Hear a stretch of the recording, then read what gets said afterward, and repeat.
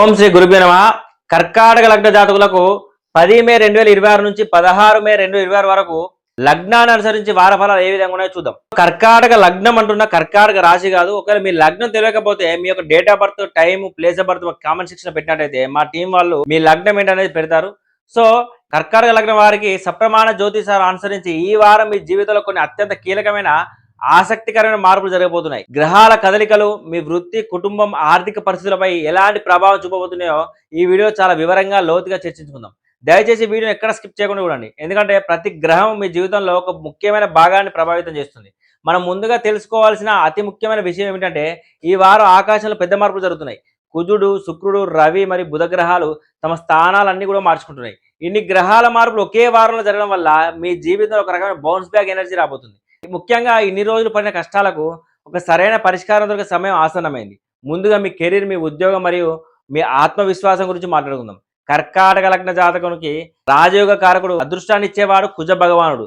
ఇన్ని రోజులు మీ అదృష్ట స్థానంలో శని దృష్టిలో పడి కాస్త ఇబ్బంది పడిన మీ యొక్క రాజయోగ కారకుడు మే 11వ తేదీన కర్మస్థానమైన, వృత్తి స్థానమైన మేషరాశిలోకి అడుగు పెడుతున్నాడు. ఇది మీకు పెద్ద బూస్ట్ లాంటి. ఎందుకంటే శని చేతిలో కుజుడు ఇన్ని రోజులు ఇబ్బంది పడి ఇప్పుడు మేషరాశిలోకి దశమ స్థానం రావడం వల్ల ఇప్పటి వరకు ఉన్న నిరాశ, నిస్పృహలు అన్నీ కూడా ఒక్కసారిగా మాయమవుతాయి. దశమ భావంలోకి వచ్చిన కుజుడు తన యొక్క దృష్టితో 1వ భావాన్ని, లగ్నాన్ని, అదేవిధంగా 4వ భావాన్ని, 5వ భావాన్ని, 3 భావాలను ప్రభావితం చేస్తాడు. సో దీని అర్థం ఏమిటి? మీ ఆఫీస్లో మీ మాటకు విలువ పెరుగుతుంది.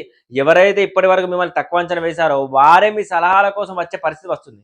మీ ఆత్మవిశ్వాసం రెట్టింపు అవుతుంది. మీ ఏ పనైనా చాలా ఉత్సాహంగా, ధైర్యంగా పూర్తి చేస్తారు. ఇక విద్యార్థులకైతే కుజుని దృష్టి వల్ల ఏకాగ్రత అద్భుతంగా పెరుగుతుంది. చదువులో మీరు అనుకున్న లక్ష్యాలను సులభంగా సాధించగలుగుతారు. ఇదే సమయంలో 12వ భావంలో ఉన్న అత్యంత శుభకరమైన గురు భగవానుడు కొండంత అండగా నిలబడుతున్నాడు. వ్యయ స్థానంలో ఉన్న గురువు తన అమృత దృష్టితో 4వ భావాన్ని, అదే 8వ భావాన్ని కూడా వీక్షణ ఉంది. సో కుజుని దృష్టి అలాగే గురువు దృష్టి రెండు కూడా మీ 4వ భావం మీద పడుతున్నాయి. సో 4వ భావం అంటే మన ఇల్లు, మన కంఫర్ట్, మన ఆస్తులు. కాబట్టి ఈ వారం మీరు ఇంటికి సంబంధించిన ఏవైనా వ్యవహారాలు అంటే కొత్త ఇల్లు కొనడం కానీ, స్థలం కొనడం కానీ, లేదా ఇంటి నిర్మాణం మొదలుపెట్టడం కానీ, ఇలాంటి పనులు ఏవైనా ప్లాన్ చేసుకుంటే అవి ఆటంకాలు లేకుండా పూర్తవుతాయి. సో అత్యంత అనుకూలంగా, సానుకూలంగా పూర్తవుతాయి. అలాగే గురువు 8వ భావాన్ని చూడడం వల్ల ఆకస్మిక ధన లాభాలు వచ్చే అవకాశం ఉంటుంది. మీకు రావాల్సిన మొండి బకాయిలు వసూలు అవుతాయి. అంతేకాదు అనవసరమైన ప్రమాదాలను కూడా మీకు ఒక దైవిక రక్షణ లభిస్తుంది. దేవుని పట్ల మీ భక్తి, దైవచింత మరింత పెరుగుతుంది. ఇదంతా నాణానికి ఒకవైపు మాత్రమే. శుభగ్రహాలు మిమ్మల్ని పైకి లేపుతుంటే పాపగ్రహాలు కొన్ని సవాళ్లు విసురుతున్నాయి. వాటిని కూడా మనం అంతే జాగ్రత్తగా అర్థం చేసుకుందాం. సో మే 14వ తేదీన శుక్రుడు పాపగ్రహం కాబట్టి వ్యయస్థానం రావడం వల్ల గురువు కూడా తన బలాన్ని కొద్దిగా తగ్గిపోయి మీకు ఇస్తున్న పాజిటివ్ బలాన్ని శుక్రుడు కాస్త తగ్గించే ప్రయత్నం చేస్తాడు. దీనివల్ల ఏమవుతుంది? అనవసర ఖర్చు విపరీతంగా పెరుగుతాయి. లగ్జరీ వస్తువుల మీద, విలాసాల మీద మోజు పెరుగుతుంది. అనవసరం లేకపోయినా క్రెడిట్ కార్డు వాడేసి ఆన్లైన్లో వస్తువులు కొనే లాంటివి వస్తాయి. దయచేసి ఈ వారం మీ జేబు మీద గట్టి నిఘా ఉంచండి. అవసరం అయితేనే ఖర్చు పెట్టండి. ఇక మే 15వ తేదీన రవి బుధులు కూడా లాభస్థానంలోకి వస్తున్నారు. చూసుకుంటే లాభస్థానంలో 11వ భావంలో రావడం వల్ల 9వ ఇంట్లో ఉన్న అదృష్ట స్థానంలో ఉన్న శని భగవానుడు తన యొక్క 3వ దృష్టితో ఇక్కడ ఉన్న రవి బుధులను కూడా చూస్తున్నాడు.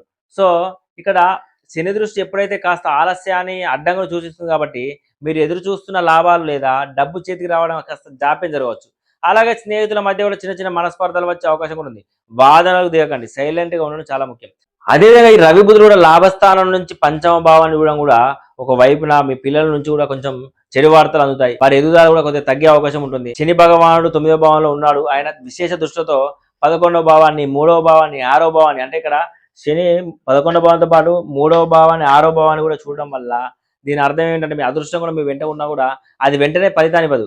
మీరు అనుకున్న పని జరగడానికి 1-2 సార్లు ప్రయత్నించాల్సి రావచ్చు.